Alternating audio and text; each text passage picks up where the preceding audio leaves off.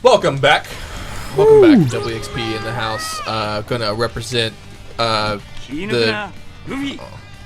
Anyways, we just teamed up with Ace, and he's here. we now have an Ace up our sleeve. Ooh, I like what you did there. I don't know where we're supposed to be going yet, but we'll figure it out when they tell me. Yeah, with that the guy following you around, it's... I'm just running circles.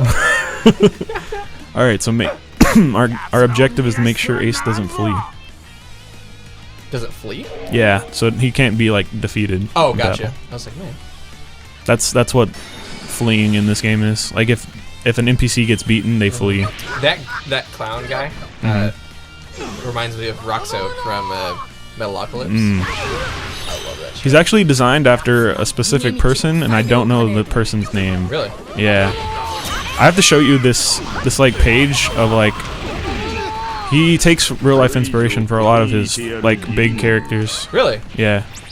Well, that would make sense. Again, I'm big on that kind of stuff. Like, I think having purpose to your designs just adds a dynamic that people can connect with. Because, I mean, obviously we're sitting here talking about it. It's like, how cool is that? This is... Like, all three of the admirals... Too bad looking fool. All three of the admirals are based off of famous Japanese actors. Is there a Jackie Chan one? No. Dang it. Come on, guys. Let me down. I don't think Jackie Chan is Japanese, though. He's Chinese, right? Yeah. I'll let that one fly. So, back to Metal Gear Solid. I freaking love that game. Yeah. I know you're wanting to talk about Quiet.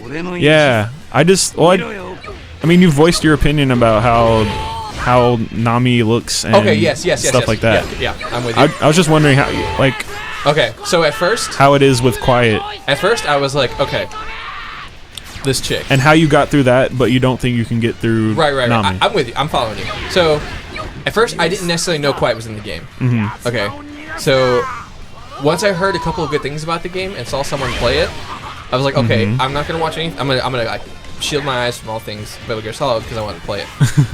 And so, plot. We'll wait here. Wait a second. I mean, you're good. All right. I apparently didn't do anything. Okay. And so Quiet comes along. Yeah. You do this. It's not spoilers because it happens in the first 10 missions. I feel like everyone knows who Quiet is. Yeah. So Quiet happens, and it's just like, what is with this woman? Why is she basically naked? Yeah. And it's even funny because I mean digressing in a second, but Metal Gear Solid, they use like adjectives to describe some of their characters and stuff. Yeah. Like Naked Snake, he's the original Snake. Yeah. But her outfit is called the Naked Outfit. And it's like, well, it's suiting, but also Snake has a naked outfit. But he's not naked, people. He's just got regular clothes on. Yeah. So I was like, man, what is this? And so I was like, okay. One, I don't understand why she's naked. I'm sure I'll learn later. I feel like there's purpose. And I remember someone complaining about it. And I was like, well, I thought it was just like something that you unlocked or something. I don't know what I was thinking, but it's like, oh, she's like naked almost. And then later you figure out why. And I won't spoil that for anyone. I mean, yeah. But there's a reason why she's naked. Yeah. And it's like, oh, I get it. And then you actually, the reason why she's naked is also a very important part of the game. Like, because it's kind of what the whole game is about. And it's like, whoa, okay, I get it, but you unlock alternate costumes from her later. It's like in Chapter 2 when you unlock the costume. Yeah. I honestly did not use Quiet. Like, a lot of people use her. She was kind of like, for me, first of all, you don't see her, guys. Like, you see her in the helicopter. You see her in cutscenes and stuff. Yeah, in cutscenes, in the helicopter. And she provocatively comes at you in a helicopter too. Oh yeah, which is awkward. I mean, there's the dance in the rain scene. I don't think I've done that yet. Oh, okay, well. Really? It gets worse? Oh, you should watch that scene with me. Oh goodness gracious. Anyways, so obviously there's that. But my point is I use DD a lot. I think DD is like perfect for the way I play, which is kind of like I'm kind of gonna go a little bit buck wild. But I use Quiet if I got wrecked too many times in a mission, and I was like, okay, I just need someone to put these fools out, and make this easy for me. So, but yeah, I think it's just, it really did bother me that she was like naked because I didn't think there was a purpose for it. And then you do find there's a purpose, and it's kind of like, okay, I get why she's naked, but I still like even finding out why. I feel like it was written that way just so she could be naked. Does that make sense? I agree with you, because later on you figure out, why she's this, and then but then there's a question that there's another guy who suffers from the same thing she does. Yeah. And he's perfectly fine. Exactly. And yeah, I agree with you. And it's like, okay, I have a feeling that Kojima just wanted a reason to make someone naked. Yeah, I'm with you. Like, and she's very voluptuous. Mm-hmm. She's well endowed. So it's like, okay. Yeah. If he didn't want to do that, he would have put someone like, because again, she has a very special condition. It almost seems like she would not have boobs. Yeah. Like, with the condition she has. So it's very interesting, to say the least. And I think if he really wanted to be accurate, I think, again, some people probably would disagree. I haven't gotten around to surfing on the internet for these kind of questions. That guy was clapping. Yeah, I know. When they hit me, they clap.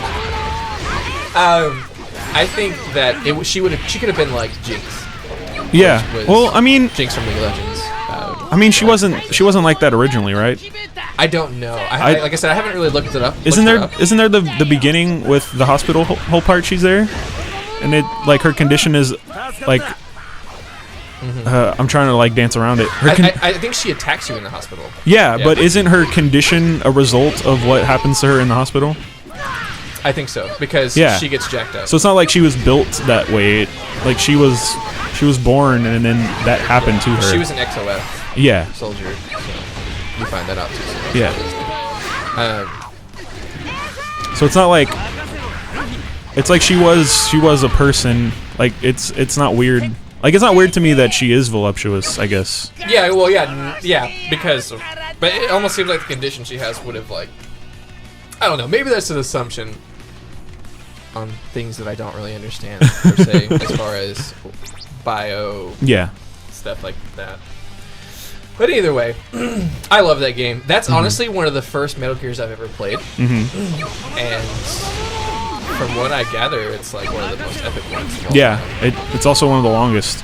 Oh, yeah. Oh, my goodness. So that's one thing, too, that I was going to say was I finished Chapter 1 recently. Yeah, and you're like, that's the end of the game, right? Yeah, I was like, that's the end of the game. Like, that was a really good game. I was like, that's actually kind of a decent length, too. It's like, I still got some stuff I can do. This is awesome. Like, I'll probably wrap it up before the end of the week and just, I'll throw my 2 cents on it.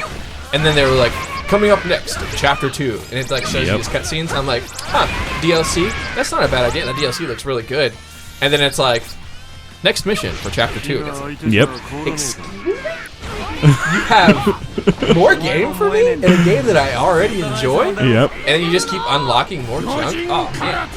It's a very long game. So I'm at the start of Chapter 2 for anybody who's playing right now. And I'm thoroughly impressed so far. It's a very good game. Like I dare say this, and maybe this is a little loose-tongued right now, but I think it might, by the time I'm done with it, be one of my top 10 games of all time. I mean, I could see that. Because, and mind you, my list is ever rotating, people. Yeah. I don't have, like, I love games too much to say. There's a handful of games I would say, like Yoshi's Island. That's like top 5 at all times in my life. Interesting. Super Mario RPG, just because of, I think that might be a little nostalgia, but a lot of just appreciation for how that game's constructed, like top 5 at all time. But I have a feeling this game might top 10 at any given point. I mean, I think it's pretty good because I enjoy the mechanic. I think it's mechanically sound. Yeah, the plot is solid. The character development is amazing. Like the development with Huey, Emmerich, Huey Emmerich, and Kaz. Like I almost find myself getting frustrated with Kaz. Sometimes because I'm like, quit being a wiener. But that's like that's who he is though. He's like the mother of the team. Oh, such a freaking well-built game. Yeah, I mean, I feel the same way about One Piece. It's like it's very good, and I just wanted to talk about how. I mean, I know you said that like that's one of your holdups with the show is that like it's just proportions. She's just Nami. She's got so much poop. It's like I know, but that's like a distraction. You push through. You push through with quiet. Is what I'm saying. I did, and I eventually unlocked that alternate costume. But I really didn't use her per se. And even then, when I did use her, I didn't see her, so it wasn't really a struggle. Well, I mean, it's not like Nami's in every panel though. Yeah, it's true. That's what I'm saying. I think if if I just actually sat down. Yeah. I might make it like, because at work, whenever I have like a downtime or I'm in the middle of work doing something, I like to let my mind be distracted as I work really intensely on something. Yeah. So I think I might just like slowly start powering through. I think you should. I'm trying to think. I think you should read it. I might be better off reading it. Yeah. That's like bathroom material. Mm-hmm. I think once you start reading it, you'll be super into it. Yeah. That's one thing too. Is I think I am a manga person, not manga. I definitely am. I read Naruto as a manga and then watched the show. Oh, I finished it. I appreciated both of them. Like I appreciated the manga for allowing me to insert my own voices and sounds. Yeah. But I really appreciated the English acting for the English rendition of. Well, I mean, I love them. Like the manga is the source material, right? It's like it's drawn really well. The plot is the plot of the author. Like things get changed in other like sources or versions of the story, you know. So I read that to have the accurate story down. But like the music and like actually seeing movement and stuff like that in the show. Yeah, because I feel like I personally feel like there's an emotion that you miss out without. Because someone's clearly writing this, and that's one thing I found as a writer. It's like, no, I have such emotion that's put into what I'm making right now. Like, I wish that I could send you a sound clip of what's in my mind, what's in my heart right now. And it's like, I get it. Like, especially with something as passionate as this show. Like, there's lots of passion in this and lots of feeling. Which I feel like Dragon Ball Z didn't have, by the way. Which I feel like it didn't have any feeling. It was just hype. Yes. But like Naruto has a lot of feeling to it. Yes, like, it does actually. I'm an orphan who's going to conquer all of my fears and conquer all of my challenges. And I'll show you this up. Unfortunately, though, for Naruto, for me at least, I think it devolved into something like once it hit a certain point. Well, I think that was because, and that happened with Full Metal Alchemist, where whoever owned that wasn't involved. Because you can't expect someone to replicate your vision for content. I mean, what do you mean, like done by someone else? Like even in the manga, it's I feel the same way. Who is it? Okay, so in Dragon Ball Z, there is it's not Toei Animation over here in Dallas. It's Funimation. Funimation, there you go. It's Funimation in Dallas. Like, so they've got a pretty good grasp on things. I would trust them with some projects and stuff. And I know they do a lot of the English stuff over here for us. Yeah. Whoa, this guy is so cool. Looks like okay, so this guy looks clearly inspired by someone because he has a very real looking proportions. See, I'm pretty sure that's like a little tidbit fun for the Japanese people when they look at this stuff. Yeah. It's like, oh, he looks like so-and-so. Like, it's like maybe like if we got George Clooney on the character. Which actually, that's funny because I think George Clooney was an inspiration for one character. Really? Yeah. George Clooney. Hey, if you're watching this, you're awesome. Anyways, so so letting someone do your work. So that happened with Full Metal Alchemist. Oh, Ace, you're gonna get wrecked, bro. Yep.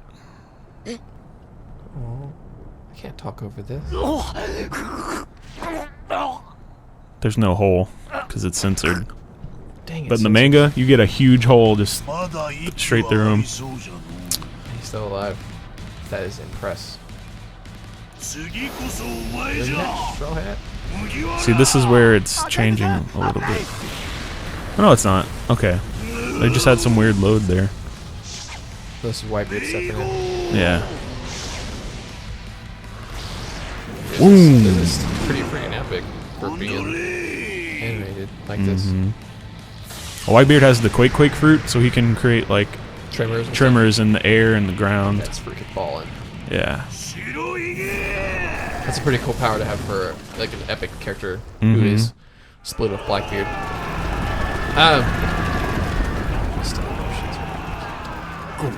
That guy has a gun. A lot of people have guns in the show. It doesn't look that bad from here. See, now we're getting back to here. This is sidetracked. But look at how different those Marines look. It's so cool. Well, I guess there's 2 and 2 standing by each other, look a lot alike. I mean, they all have different skin color and different beards and different hair colors. I like little touches like that. And their clothes are different colors. Because some people believe, like the whole spot the main character thing, like all other people should look the same. Yeah. I think that's complete crap.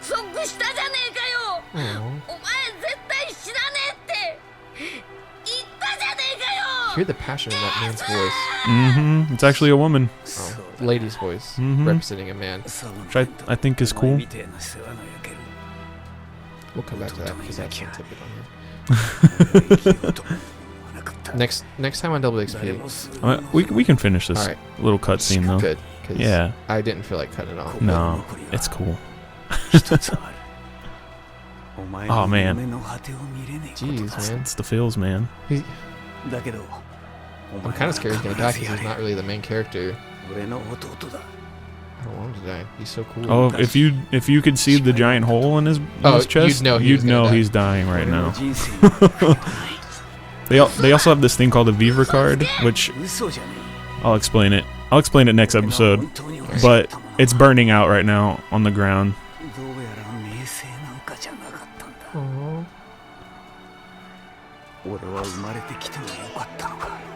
Because he's the son. There's that man dying over here who is awesome. That's the question he's been asking his whole life because he's the son of Roger. Like, yeah. Who is seen as the demon. He's the oldest son, right? He's the only son. Like Luffy and him aren't actual brothers.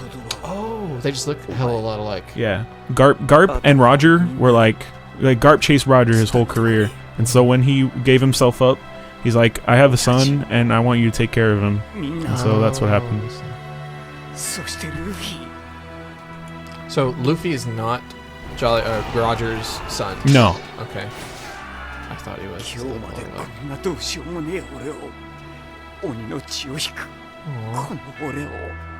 want your parents to find your circumstances.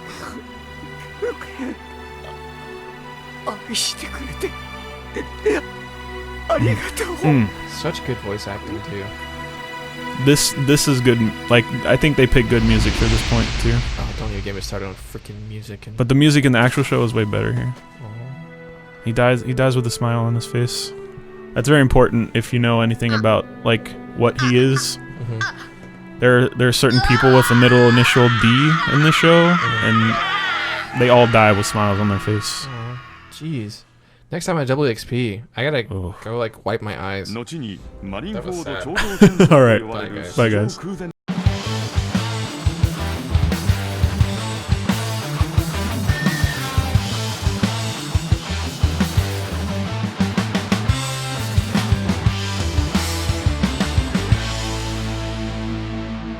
Yeah.